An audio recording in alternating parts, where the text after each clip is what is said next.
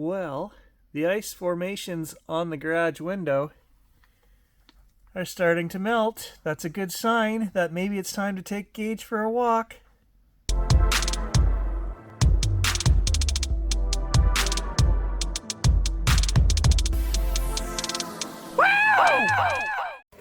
Well, somebody's got to do it. It's cold. But the seeds need to come out of the bottom of this or my birds don't get fed. Oh yeah, minus 15, your fingers will stick to that metal. You know what I need right now, guys? Sunshine on my face. Even though it's really cold out today, I feel that maybe psychologically spending some time in the sun would be a good thing. So we're going to take Gage around the trail and get some sun.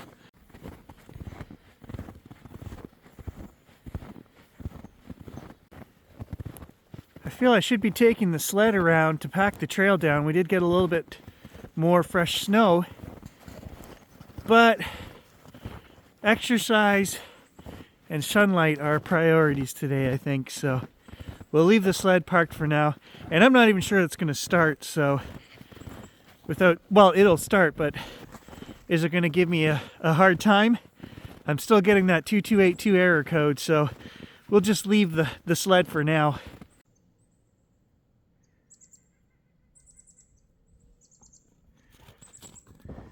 Oh, the woods are full of chickadees. There's a few dozen of them here flying around, and they're making the woods feel homey. So I called Aunt Angie this morning. I had an idea for a video that I wanted to do, and we're going to do it this week.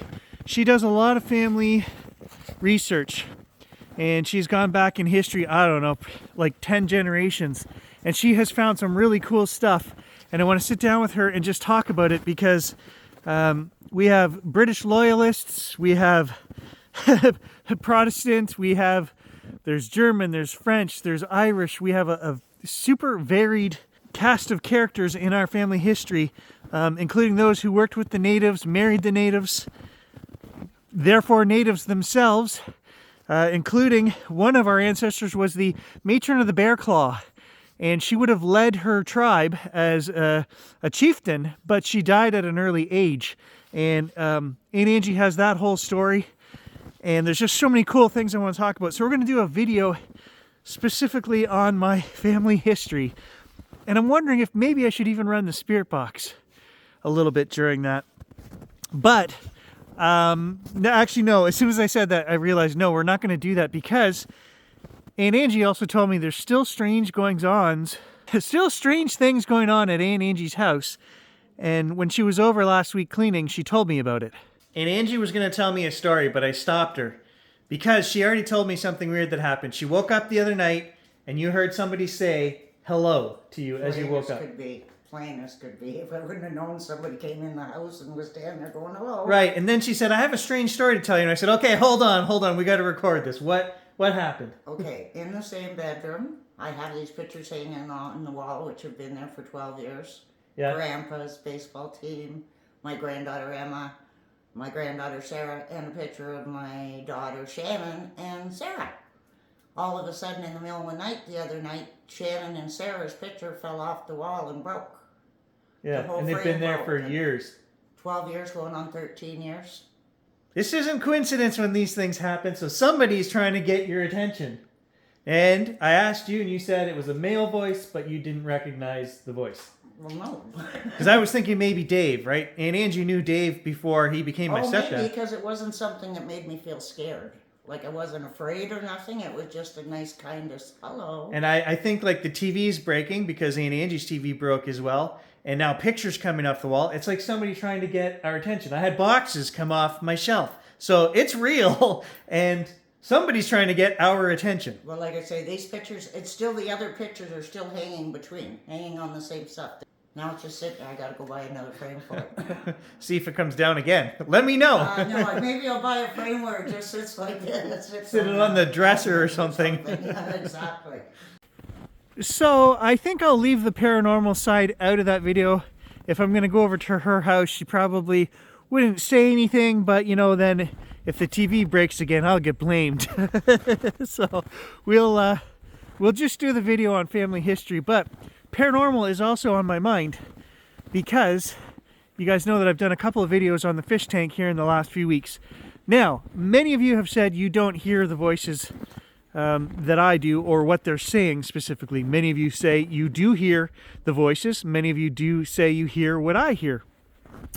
But I know it's very difficult to hear the sentences. I'm raising the level of that fish tank noise by anywhere from 20 to 30 decibels. So it's very faint, but it is so intriguing to me because the voices are there. I hear male voices, I hear female voices, and then we hear the names of myself, family members, even our new friend Maisie, who has contacted us. We hear Carol, we hear Black, and Ian Rose. I even heard Ian Rose come through. That name was very clear to me.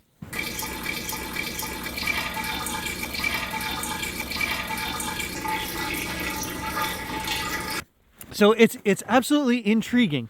Now, some of you guys say it's ear pareidolia. I'm only going to hear what I want to hear. So if I ask a specific question, I'm listening for that response. It could be, guys, but quite often I'm not even asking questions and I'm hearing things that make sense and are pertinent to what I'm thinking or something we're working on. And other times it might be just something out of left field, but it still makes sense to me.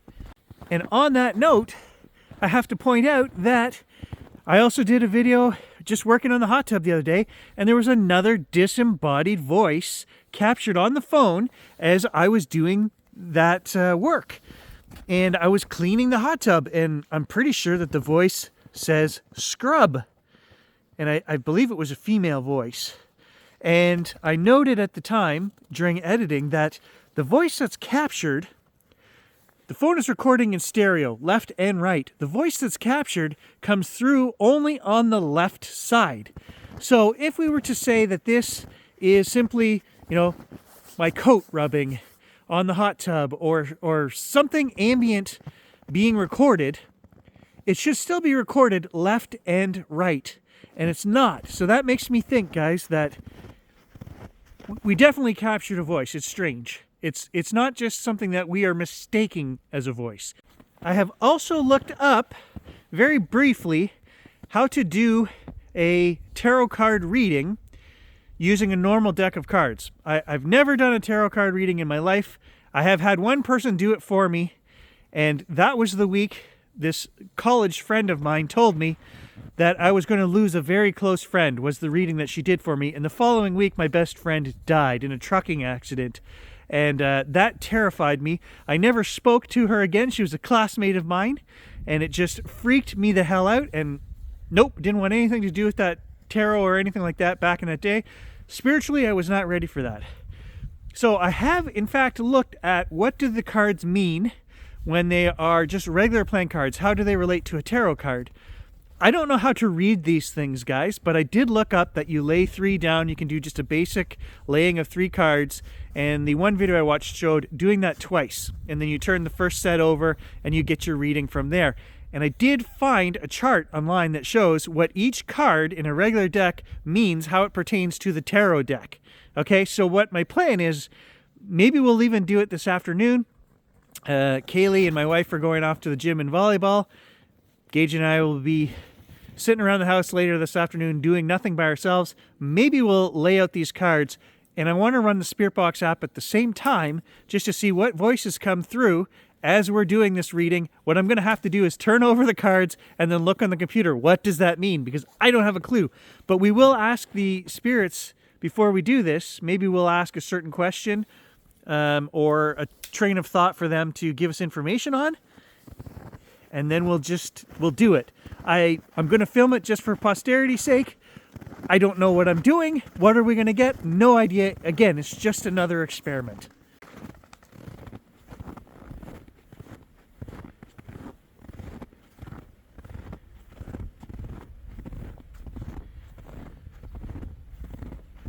"10 minutes with no gloves on, And I've got to put the gloves on. It's just way too cold. My fingers are numb. But then I therefore cannot start and stop the recording. I got to take my gloves off anyway. So if I'm going to do that, I guess I got to just keep talking, right? Keep walking and talking.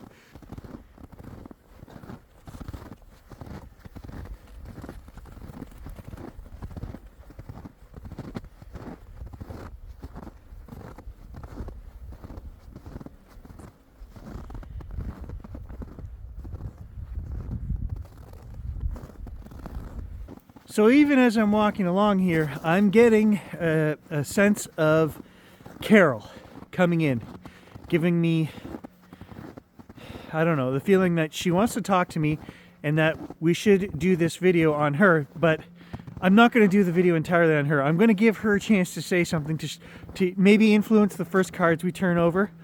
This is, you know, this is what's in my head right now. And then I heard a loud stick snap above me. So she definitely wants to come through. I can feel that. So there's a couple things I want to say about that.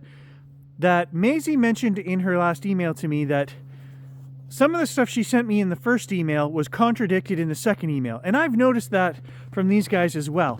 That certain messages we get will contradict or say the opposite of what they've said before. So it's not like we get clear, defined answers. You know, I'm 95% sure that Detective Black murdered them because that they have said at least, I'm going to say at least 30 times in 40 videos. They've said that. But then now they say things like this new person, Bill Langer. The information that Maisie got was a name. It said Bill Langer and it said PC. I didn't know what that meant, so I just kind of skimmed over that. I was like, is that somebody's initials? What does that mean? Well, she's from Britain, or she's in Britain. And that means police constable. Well, what did we get when we asked the question of who is Bill? Who was Bill Langer? It said constable was the word that I got on the fish tank. So I find it funny that they would use a term for Maisie that she would understand, PC, and then for me, they just said constable. So they do tailor their information to who they're speaking to, I guess. Carol said that she did visit Maisie and send full love. So obviously I have to take it that she did communicate with her, right? Now I've had a couple of you guys say all of the things that Maisie said in that email could be taken out of the videos that I've done, the 40 videos. And yes, they could, most of it. I'm not sure that I ever mentioned that I had a sore foot, but boy, did I ever have a sore foot. So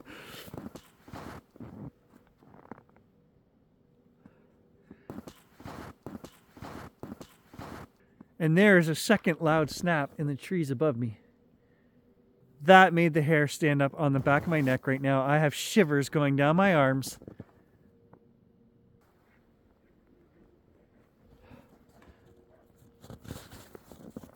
Jeez, I almost feel like I should turn on Spirit Box app, but I didn't bring anything to record it. I've got the phone. I do have my stills camera, which can record video. So technically we could do this. I could run the Hack Shack on the phone right now and record the audio. This is a really long lens, so I wouldn't be able to, but we could record the audio on here. I just feel like somebody has something to tell me right now. But I'm not going to do it. You know what? You can wait until I do my session later and we'll record it properly. You can tell me then. Also, guys, I woke up this morning with the overwhelming sense that I need to make a movie of the Carol and Jack story. Now, I don't know what that means. I have no idea how to make a real movie, right? Okay, I've made thousands of videos, and yes, I could piece together a dramatic piece showing the information that they've given us over time, and I could film this and put it in a way to tell a story. I almost feel like the only way I could do it would be in an episodic format for YouTube, where I could go back and, film things that they've told us or showed us and put their responses on the screen with it and make it a really cool like mini series or something. I don't know. As well as doing new sessions and investigations, of course. But this morning it was like I had this feeling of make a movie, and I don't know what to do with that. I also was looking at a new lens last night. I'm really interested in anamorphic lenses and have wanted one for filming to make creative projects with. And now they've just come out with, in the last month, autofocusing anamorphic lenses. And I'm so tempted to order one of these. But I'm like, is this just another gadget that Gary's going to buy, use a couple of times, and it's going to sit on the shelf? They're $1,200. Yeah, I own a lot of lenses, so I had the idea actually to contact the company, Blazar, and I sent them links to some of the other videos that I've done for Bushnell, Browning, Akaso, Tamron. I've worked with all of those guys and done videos and sponsored places on the channel for those guys. I sent them some links. I said, I'm really interested in working with you guys with one of these new autofocusing Apex lenses that they've come out with. You know, can you send me one? So we'll see what they say. Athlon was the other one. The scope company sent me a scope, and they were probably one of the most generous donators to the channel, because that lens that they sent me was like a $1,500 lens. So, and I have since given that to Jen the Wild Yam. She uses it on her channel because I had already bought a scope by the time they got back to me.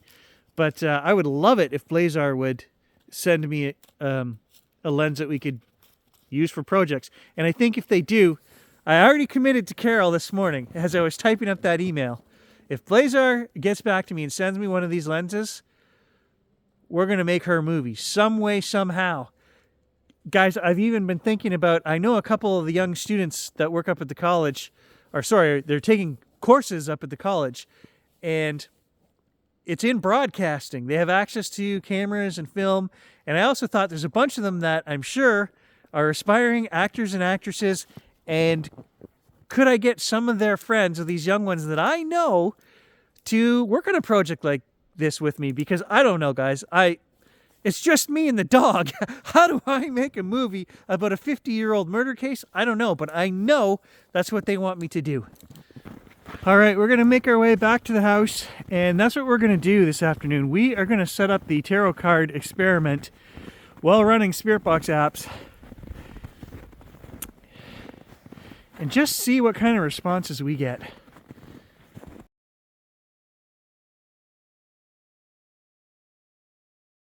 Okay, so here's my 6 cards that I've laid out.